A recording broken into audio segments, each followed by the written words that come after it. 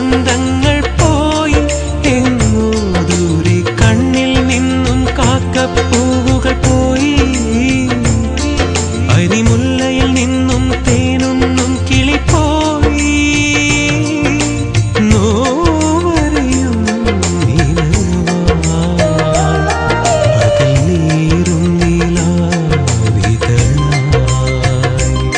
മകളെ.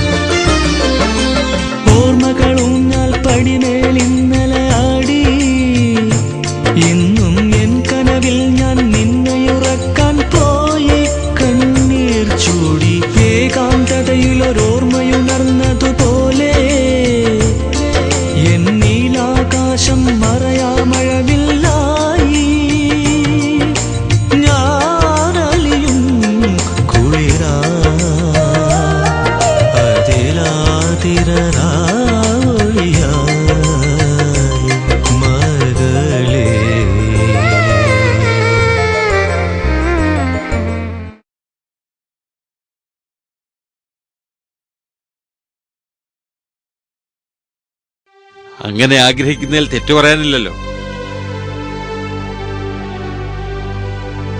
കുറച്ചു പ്രായമൊക്കെ ആകുമ്പോ മക്കളുടെ കാര്യത്തിൽ വല്ലാത്ത ആകാംക്ഷ തോന്നും. ഞങ്ങളൊക്കെ എപ്പോഴാ കടന്നു പോകുന്നതെന്നറിയില്ലല്ലോ. അതിനു മുമ്പ് മക്കളെ ഒരു കരയ്ക്ക് എത്തിക്കണം, അവരുടെ കുഞ്ഞുങ്ങളെ ലാളിക്കണം. ഇതൊക്കെ എല്ലാവരുടെയും പ്രതീക്ഷകളാണ്. അച്ഛൻ എന്തിനാ ഇപ്പൊ ഇതൊക്കെ പറയുന്നേ? ഞങ്ങളുടെ പ്രതീക്ഷകൾ നിറവേറ്റാൻ നീ അല്ലാതെ വേറെ ആരാ ഉള്ളത്?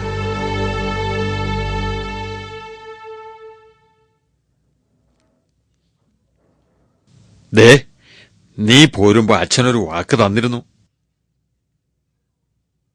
നിനക്കുകൂടി ഇഷ്ടപ്പെടുന്ന ഒരാളിനെ കണ്ടുപിടിച്ചാൽ സമ്മതിക്കാവുന്ന.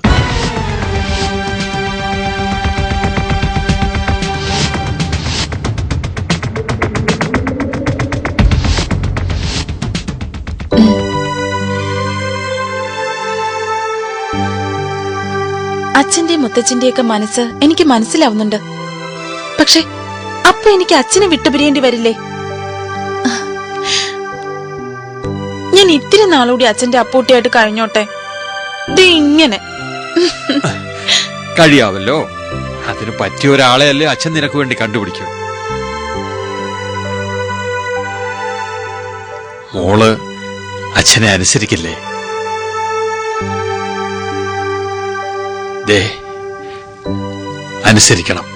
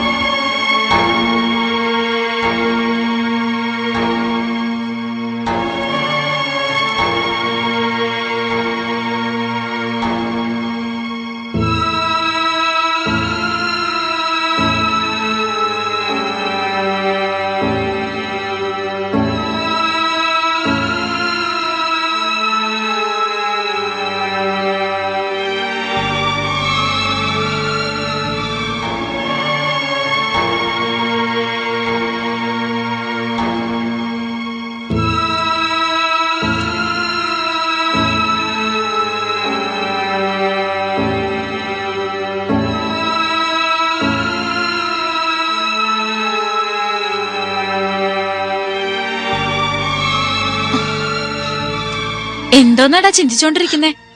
ഇരുന്ന് പഠിക്കടാ.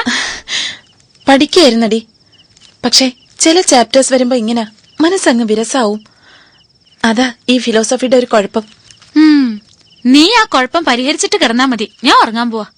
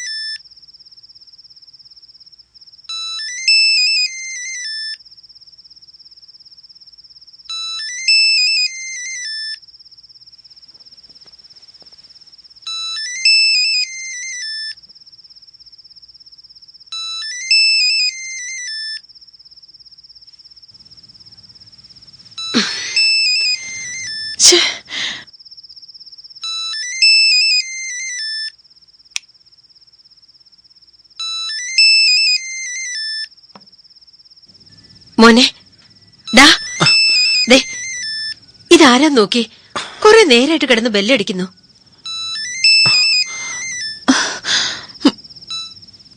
ഹലോ, ഞാനാടാ. എനിക്ക് നിന്നെ ഒന്ന് കാണണം, നാളെ തന്നെ. ഹലോ,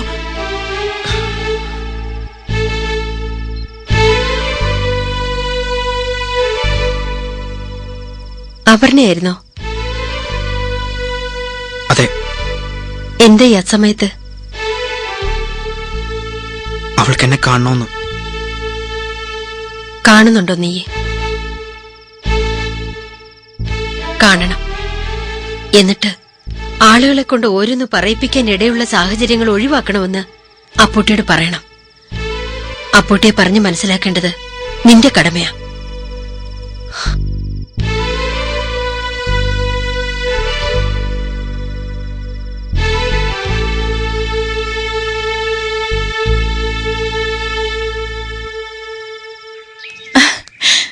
ഞാൻ വിളിച്ചപ്പോ നീ വന്നല്ലോ, എനിക്ക് സന്തോഷായടാ. പിന്നെ വരാതെ പാതിരാത്രിക്ക് വിളിച്ചിട്ട് എന്താന്നും ഏതൊന്നും പറയാതെ നീ എന്ത് പണി കാണിച്ചേ? ദേ ഒരുമാതിരി വെടിച്ചിരിച്ചിരിക്കല്ലേ. പിന്നെ ചിരിക്കാതെ. എനിക്ക് നിന്നെ വിളിക്കാൻ സമയ സന്ദർഭം നോക്കണോടാ. നീ തമാശ കളഞ്ഞിട്ട് കാര്യം എന്താന്ന് വെച്ചാ പറ. പറയട്ടെ, ഞാൻ പറയാൻ പോവാ. നിന്നോടൊരിക്കൽ ഞാൻ പറഞ്ഞില്ലേ, അന്ന് ഫംഗ്ഷന്റെ ഇടയിലുണ്ടായ അന്ന് സുധാമ ചോദിച്ചപ്പോ നിന്റെ പേരെങ്ങനെ എന്റെ വായിന്ന് വീണുന്ന് പിന്നീട് പലപ്പോഴും ഞാൻ ആലോചിച്ചിട്ടുണ്ട്. അപ്പോഴൊക്കെ എനിക്ക് മനസ്സിലായൊരു കാര്യമുണ്ട്. എന്താന്നറിയോ? ദേ അതിവിടുന്ന് വന്നതാ. ഇനി അത് രഹസ്യം സൂക്ഷിക്കുന്നതിൽ അർത്ഥമില്ല. അതൊന്ന് പറയാനാ നിന്നെ ഞാൻ വിളിച്ചത്. നീ എന്തൊക്കെ ഈ പറഞ്ഞു കൂട്ടുന്നേ? എന്റെ മനസ്സില് ഒന്നും ഒളിക്കാതെയാ നിന്നോടിപ്പോ പറഞ്ഞത്. നീ ഏറെ ആലോചിച്ചു പറഞ്ഞല്ലോ. ആലോചിച്ചിരുന്നെങ്കിൽ നീ ഇങ്ങനൊന്നും. എന്റെ മനസ്സിലുണ്ടായിരുന്ന അവർക്ക് ഇങ്ങനൊന്നും പറയാനാവില്ല. സച്ചിയോട് ഞാൻ അതെങ്ങനെ പറഞ്ഞ് മനസ്സിലാക്കും?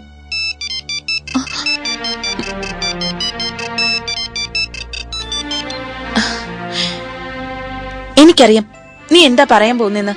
ഞാനൊരു പാവപ്പെട്ടവനാ. എന്റെ അമ്മ നിങ്ങളുടെ വീട്ടിലെ വേലക്കാരിയാ. എനിക്കിങ്ങനൊന്നും ആഗ്രഹിക്കാൻ പോലും യോഗ്യതയില്ലെന്നൊക്കെ ഒരു സിനിമാ കഥ പോലെ പറഞ്ഞ് എന്നെ പിന്തിരിപ്പിക്കാന്നല്ലേ? സത്യമല്ലേ അതൊക്കെ? അതുകൊണ്ട് എനിക്കത് ആഗ്രഹിച്ചൂടെ?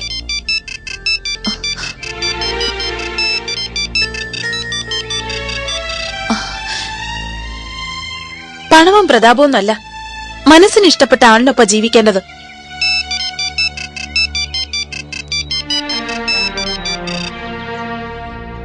എന്ത് വന്നാലും അപർണ അങ്ങനെ ജീവിക്കും. ഒരപേക്ഷയുണ്ട്. കടമയും കടപ്പാടും എന്നൊക്കെ പറഞ്ഞ് നീ എന്റെ മുന്നിൽ ഇങ്ങനെ ചെറുതാവല്ലേ സച്ചി.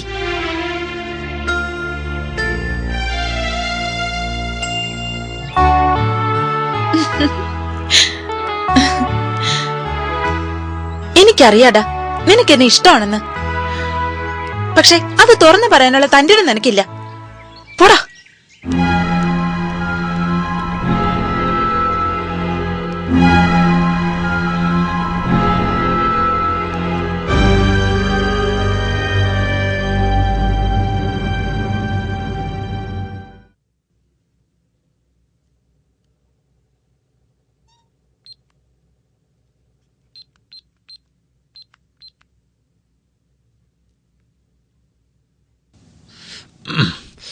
ഛേ,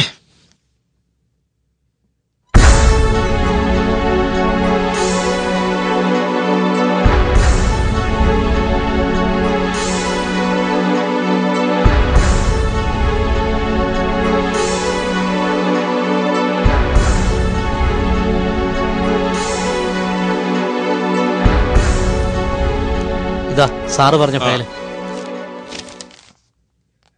എന്താടോ ഇത്? 99 ബാർ 2005 എടുത്തോണ്ട് വരാൻ പറഞ്ഞതിനാണ് ഇത് കൊണ്ടുവന്നിരിക്കുന്നത്. ഒരു ഉത്തരവാദിത്തം വേണ്ടേടൂ. അതിലെ സാക്ഷികളെ പഠിപ്പിക്കുന്നവരെ ഈ സാക്ഷികളെ പഠിപ്പിച്ചാൽ മതിയോ? താനായിട്ട് എന്റെ കേസുകളൊക്കെ നശിപ്പിക്കും. ഓ, ഇനിയിപ്പോ ഇത് അവധിക്ക് വെക്കാനേ പറ്റൂ. ആരാബോ അവനവന്റെ ജോലി ചെയ്ത് ഇറങ്ങിക്കൊള്ളു ഓരോന്ന് മനുഷ്യനവനെ കെടുത്താൻ.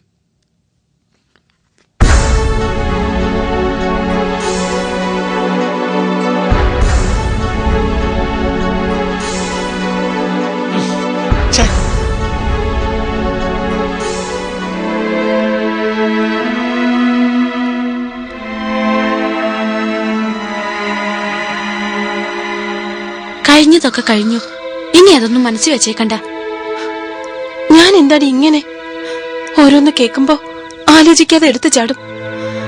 അന്ന് തറവാട്ടി വെച്ച് തന്നെ സത്യത്തിൽ ഞാൻ അങ്ങനെയൊന്നും വിചാരിച്ചതേ അല്ല.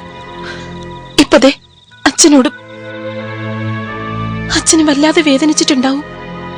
ഞാൻ കടപ്പാടിന്റെ കണക്കുകളൊക്കെ പറഞ്ഞില്ലേ? ഒരു വല്ലാത്ത ജന്മം തന്നെ. അങ്ങനെയൊന്നും പറയില്ലേ നീ. നിന്റെ മനസ്സിൽ എന്താന്ന് വെച്ചാ എന്നോടെങ്കിലും ഒന്ന് പറ. നീ അറിയാത്ത ഒന്നേ ഉള്ളൂ എന്റെ മനസ്സില്. സച്ചി. സച്ചി? അവൻ നിന്റെ ബെസ്റ്റ് ഫ്രണ്ട് എന്നല്ലേ പറഞ്ഞത്? ശരിയാണ്. പക്ഷെ പിന്നീട് എപ്പോഴോ ഞാൻ അറിയാതെ അതൊരു പ്രണയമായി.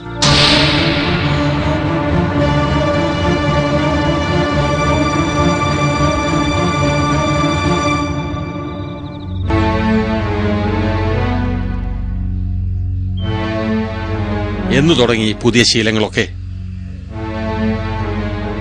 ഫോൺ ചെയ്താൽ കട്ട് ചെയ്യുക, ആളെ വിട്ട് വിളിപ്പിച്ചാൽ വരാനൊരു മടി, ഈ ശീലങ്ങളൊക്കെ എന്ന് തുടങ്ങിയെന്ന്?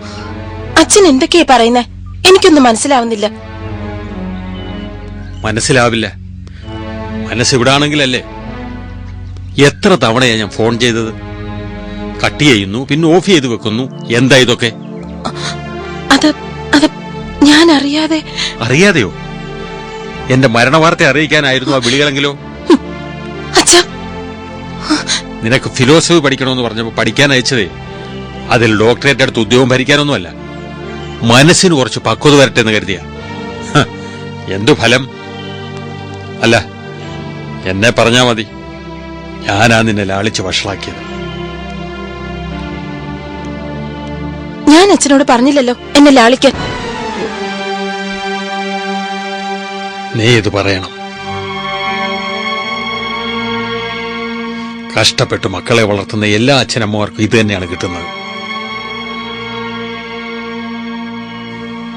അച്ഛനമ്മമാരോടും വീടിനോടും ഒക്കെ സ്നേഹമുള്ള മക്കളെ കിട്ടാൻ ഭാഗ്യം ചെയ്യണം. അച്ഛനമ്മമാരുടെ ആഗ്രഹത്തിനൊത്തെ മക്കൾ ജീവിക്കാവൂ എന്ന് വാശി പിടിക്കുന്നുണ്ടാ അങ്ങനെയൊക്കെ തോന്നുന്നേ.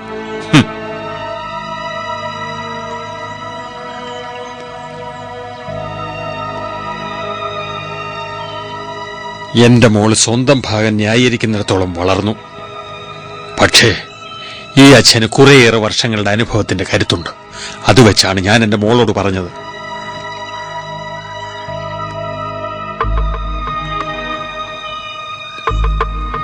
അത് പക്ഷെ നിനക്ക് മനസ്സിലാകണമെങ്കിൽ വർഷങ്ങൾ കഴിഞ്ഞ് നീ ഇതുപോലൊരു സ്ഥാനത്തെത്തണം. ഇതുപോലൊരു സ്ഥാനത്തെത്തിയാലും ഞാൻ എന്റെ മക്കളോട് കടപ്പാടിന്റെ കണക്ക് പറയില്ല.